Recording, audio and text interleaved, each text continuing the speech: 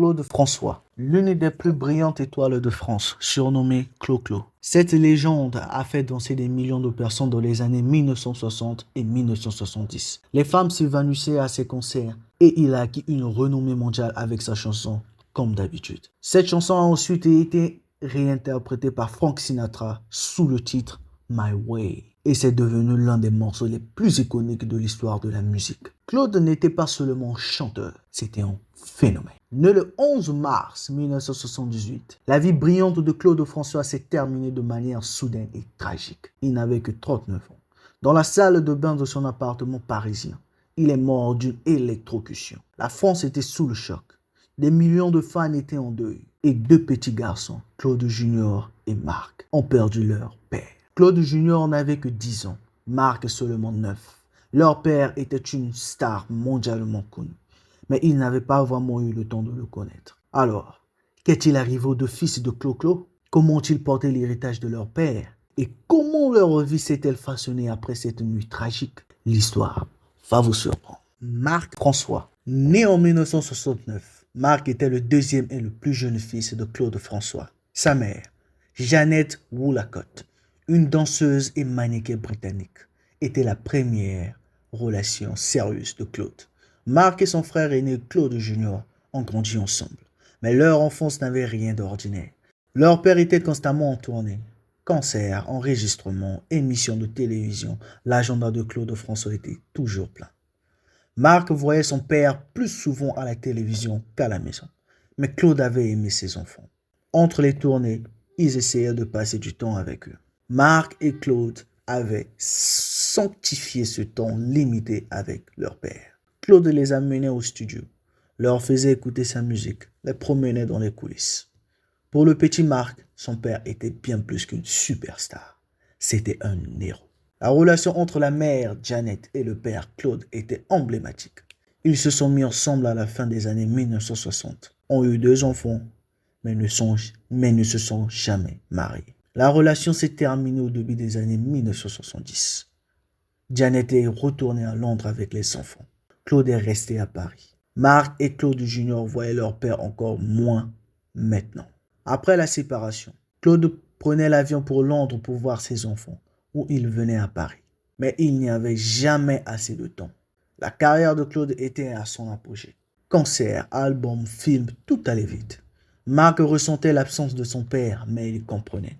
Son père était Clo-Clo, le père de tout le monde. Puis le 11 mars 1978, tout a changé. Ce soir-là, Claude François était dans son appartement de la rue Daniel Darieux, à Paris. Dans la salle de bain, il essayait de changer une ampoule cassée. Les mains étaient mouillées, l'ampoule a éclaté. Électrocution. Claude est tombé et est mort peu après à l'hôpital. Il n'avait que 39 ans. Quand la nouvelle s'est répandue dans toute la France, le pays est entré en état de choc. Clo-Clo était mort. Il ne pouvait pas y croire. Des milliers de personnes sont descendues dans les rues, en larmes. À la radio, seules les chansons de Claude passaient.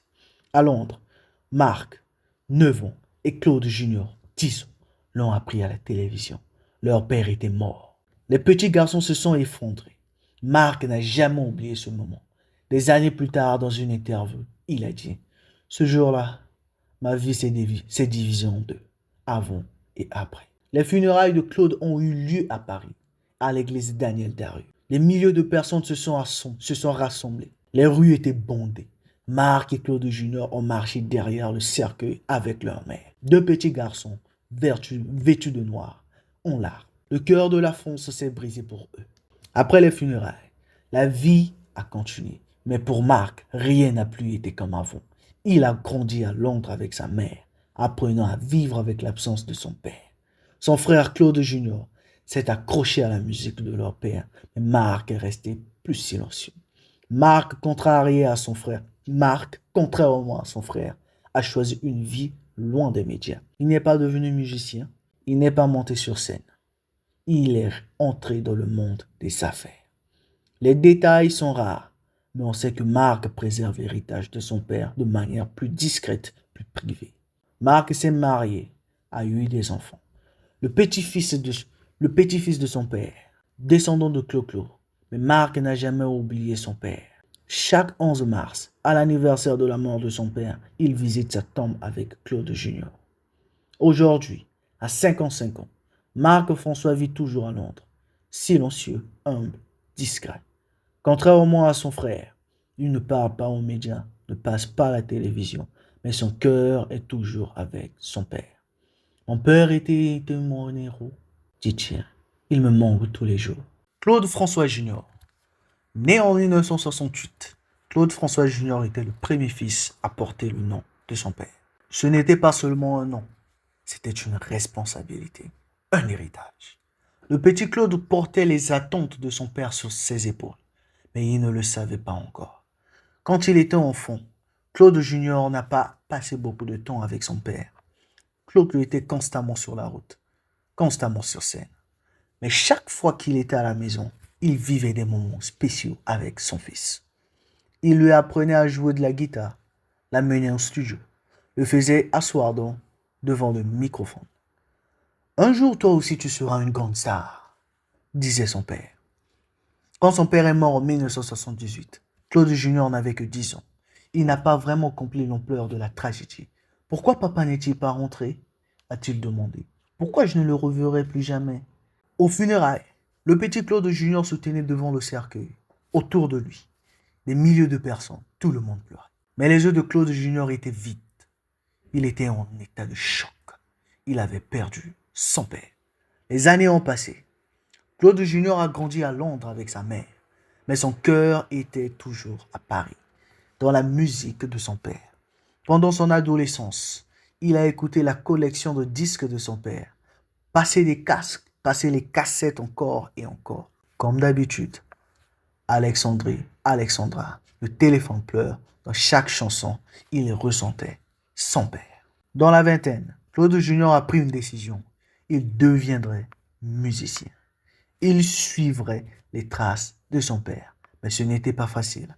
L'étiquette fils de Claude François le suivait partout.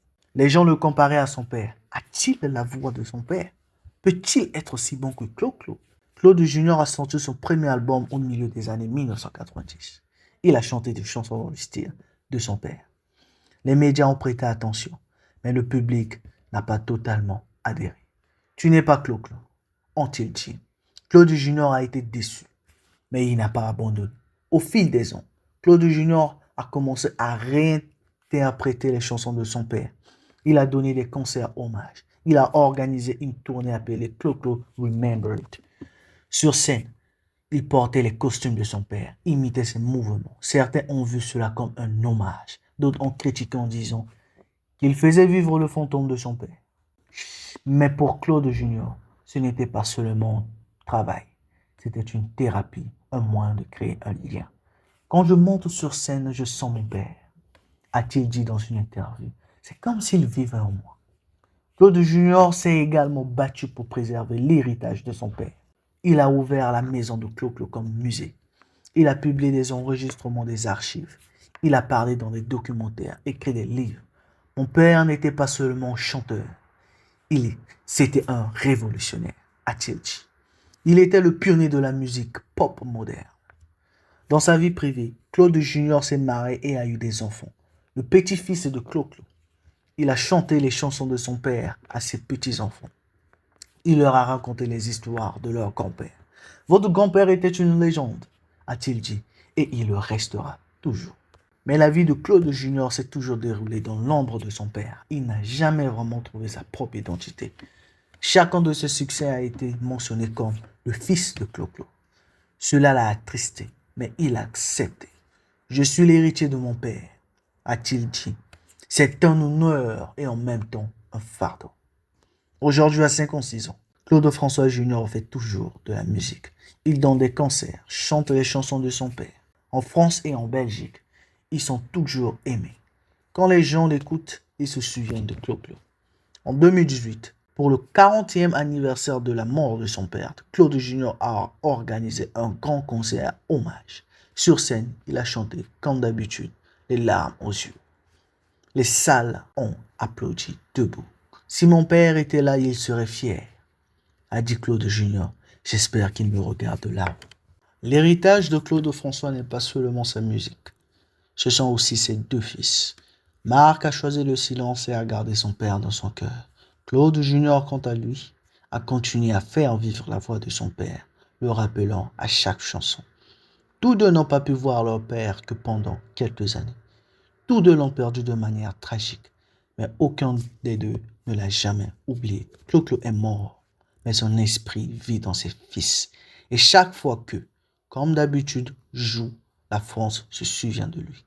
L'histoire de Claude François n'est pas seulement l'ascension et la chute d'une star, c'est l'histoire d'un père et de ses fils. Tragique, émouvante et inoubliable.